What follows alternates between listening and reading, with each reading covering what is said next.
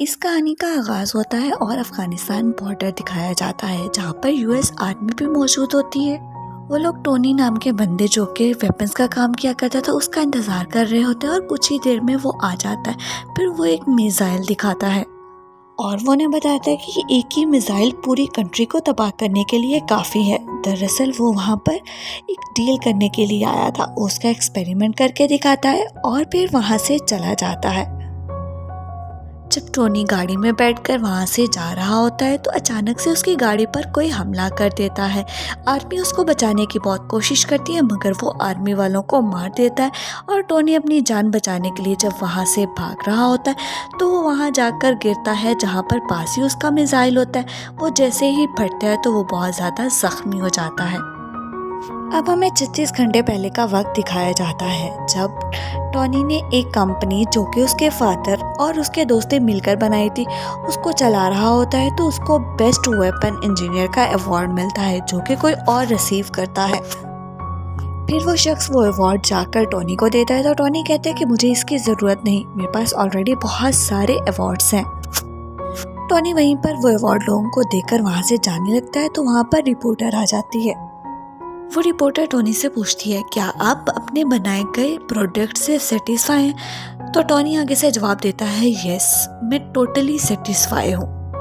फिर टोनी को पता चलता है कि उसकी अफ़गानिस्तान की फ़्लाइट है तो वह अपने प्राइवेट जेट में बैठकर अफ़गानिस्तान के लिए चला जाता है। अब फिर से प्रेजेंट दिखाया जाता है जब टोनी को बहुत सारी बैटरीज लगी होती हैं। जब उसकी आंख खुलती है तो वो अपने पास खड़े शख्स से पूछता है कि मेरे साथ ये बैटरीज क्यों अटैच है।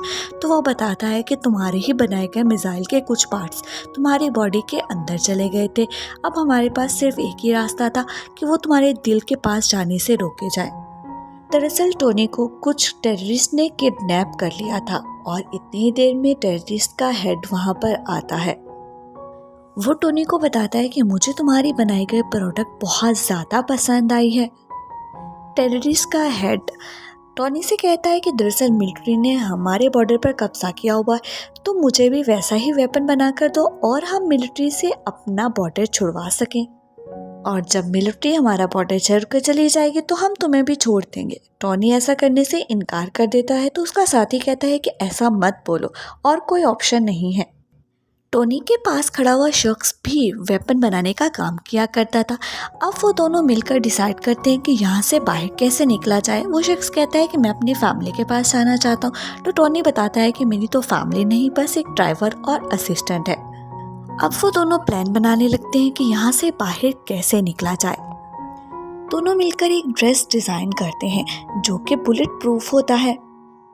यहाँ से निकलना तो बहुत मुश्किल था मगर वो दोनों ट्राई करना चाहते थे। अब वो शख्स टोनी को बताता है कि तुम्हारे साथ लगी हुई बैटरी तुम्हें अपने साथ ही लेकर जानी होगी, वही तुम्हारे बॉडी में मौजूद सेल को कंट्रोल करती है।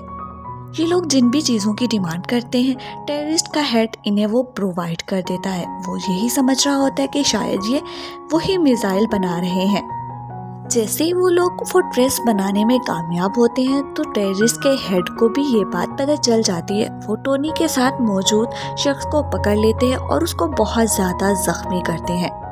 इतने में टोनी वो ड्रेस पहनता है और सारा डाटा अपने ड्रेस में डाउनलोड करता है और वहाँ से सबको मारकर बाहर निकल आता है। जैसे वो बाहर निकलता है तो सारे वेपन्स को तबाह करता है और अपने वो ड्रेस में मौजूद रॉकेट लॉन्चर से लैंड करता हुआ एक डेजर्ट में पहुँच जाता है जहाँ पर उसकी आर्मी उसे ढूंढ रही थी तो उसे वहाँ से उसी जगह वापस ले जाते हैं। टोनी के फादर के फ्रेंड उसी जगह पर मौजूद होते हैं जिन्होंने उसके साथ मिलकर कंपनी बनाई थी।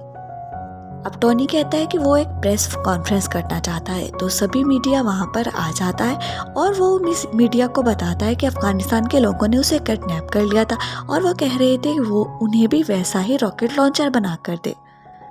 टोनी उन्हें कहता है कि मेरे वेपन्स की वजह से जंग हो सकती है, इसी वजह से मैं अपनी कंपनी को बंद कर रहा हूँ।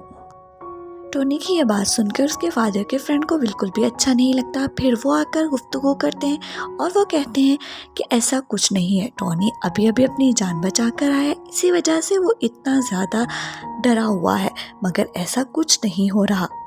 टोनी वहाँ से चला जाता है। फिर उसके फादर के फ्रेंड उसके पास आते हैं और वो उससे पूछते हैं कि आखिर तुम कैसे बच गए, उन्होंने तुम्हें किडनैप क्यों किया था।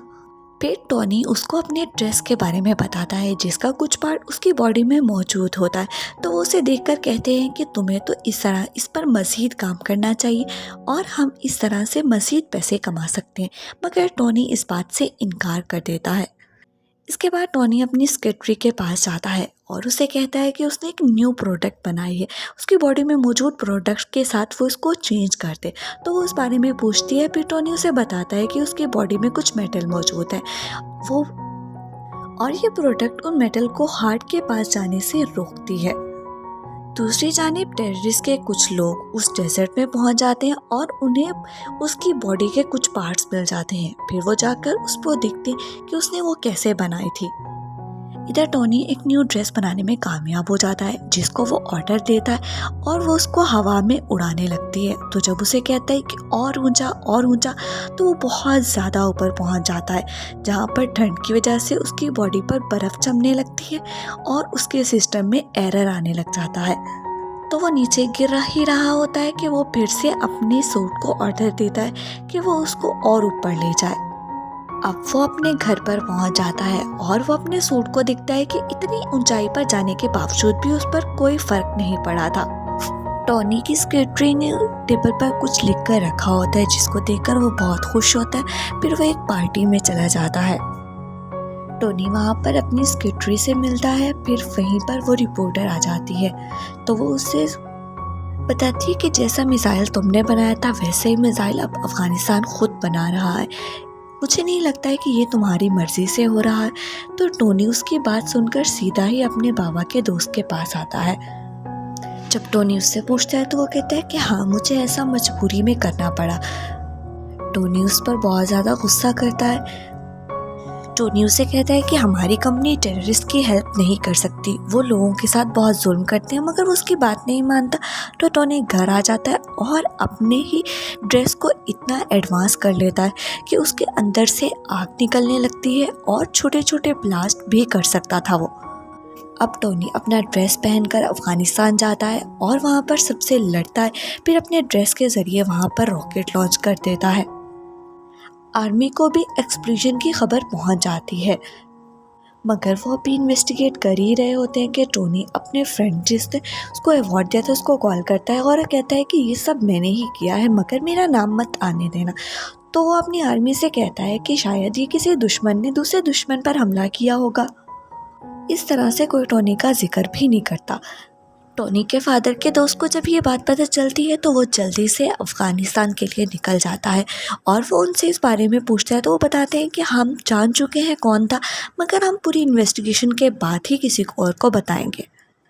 फिर वो कहते हैं कि ये कोई आयरन मैन ही था।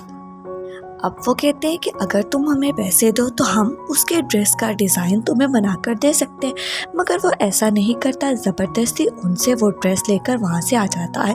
टोनी को ये बात पता चल जाती है कि उसका पुराना ड्रेस गुम हो गया है। वो अपनी सेक्रेटरी से कहता है कि जल्दी से जाओ और सारी इन्फॉर्मेशन लेकर आओ, नहीं तो मेरा ड्रेस गलत काम में इस्तेमाल हो जाएगा। तो उसकी सेक्रेटरी जल्दी से उस आदमी के ऑफिस जाती है और उसके लैपटॉप से सारा डाटा रिकवर करने लग जाती है। उसको डाटा रिकवर करते हुए ये भी पता चलता है कि टोनी को किडनैप भी इसी शख्स ने ही करवाया था, क्योंकि वो नहीं चाहता था कि मज़ीद टोनी उसकी कंपनी के साथ शेयर्स रखे। टोनी की सेक्रेटरी सारा डाटा कलेक्ट करके वहाँ से जाने वाली होती है कि वो शख्स वहाँ पर आ जाता है, मगर वो उसको बातों में लगाकर वहाँ से चली जाती है और कुछ ही देर में वो भी देख लेता है कि उसका सारा डाटा डाउनलोड हो चुका है। अब उसको भी पता चल जाता है कि उसका सारा डाटा कलेक्ट हो चुका है। जब टोनी की सिक्योरिटी नीचे जाती है तो एक शख्स उसे कहता है कि मुझे टोनी के साथ मिलना है। अब वो शख्स जान चुका था कि टोनी अब पहले से बहुत ज़्यादा पावरफुल हो चुका है और उसका रिस्पॉन्सिबल ये शख्स ही है। जैसा टूल टोनी की बॉडी में लगा था, अब वो शख्स भी साइंटिस्ट से वैसा ही टूल बनवा रहा था, मगर वो टूल बहुत बड़ा था और उसको कंप्लीट होने में अभी बहुत वक्त था। तो वो जल्दी से टोनी के घर पर जाता है और उसके टूल को डीएक्टिवेट करके उसकी बॉडी से निकाल लेता है। तो वो बहुत ज़्यादा लो फील करने लगता है और वहाँ से चला जाता है। फिर उसको याद आता है कि उसकी सेक्रेटरी ने वैसा ही टूल एक और भी बनवाया था, तो वो उसको अपनी बॉडी में इंजेक्ट करवाता है और जल्दी से वो ड्रेस पहनकर वहाँ से जाने लगता है। दूसरी जानिब वो शख्स भी जाकर उस सूट के अंदर वो टूल लगा देता है, जिसकी वजह से वो भी एक्टिवेट हो जाता है और वो एक्टिवेट होते ही लोगों को मारने लग जाता है। मगर इतनी ही देर में वहाँ पर असली आयरन मैन भी आ जाता है। उनके दरमियान काफ़ी ज़्यादा फाइट होती है और वो लड़ते लड़ते सड़क पर आ जाते हैं। फिर टोनी को याद आता है कि बहुत ऊंचाई पर जाकर ये ड्रेस जमने लग जाता है, तो वो जल्दी से हवा में उड़ने लग जाता है। जैसे ही वो ऊपर पहुंचते हैं तो वो ड्रेस बर्फ़ में जमने लगता है। टोनी उसको मारता है और नीचे फेंकता है, मगर नीचे आते ही वो फिर से एक्टिवेट हो जाता है। अब वो दोनों लड़ते लड़ते उसी लैब में पहुंच जाते हैं जहाँ पर साइंटिस्ट एक बहुत बड़ा टूल बना रहे थे। फिर टोनी अपनी सेक्रेटरी को कॉल करता है और उसे कहता है कि जल्दी से इन टूल्स को एक्टिवेट कर दो, मैं यहाँ से भाग जाऊँगा और इसको नहीं पता होगा कि टूल्स एक्टिवेट होने वाले तो ये मारा जाएगा। उसकी सेक्रेटरी ऐसा ही करती है, वो जल्दी से टूल को ऑन कर देती है और उसके अंदर से बहुत सारी रेजेस निकलती हैं, जिसकी वजह से वो बॉडी मारी जाती है। अगले दिन खबर आती है कि who is the iron man. एक शख्स आकर आयरन मैन से कहता है कि आपने यह नहीं बताना कि आप ही आयरन मैन हो, बल्कि आप कहना कि मेरा कोई सेक्रेटरी था और आपके फादर के दोस्त भी कोई अपने पर्सनल झगड़े की वजह से मारे गए हैं। फिर आयरन मैन इंटरव्यू के लिए चला जाता है, तो उसके पास खड़ा शख्स उसे कहता है कि आपने सच बोलना है, कोई झूठ मत बोलिएगा। तो वो बता देता है कि I am the iron man. अब सब ये जानकर बहुत ज़्यादा खुश होते हैं कि टोनी ही आयरन मैन है। आयरन मैन पार्ट 1 यहीं पर ख़त्म होता है। वीडियो पसंद आए तो वीडियो को लाइक और चैनल को सब्सक्राइब करें।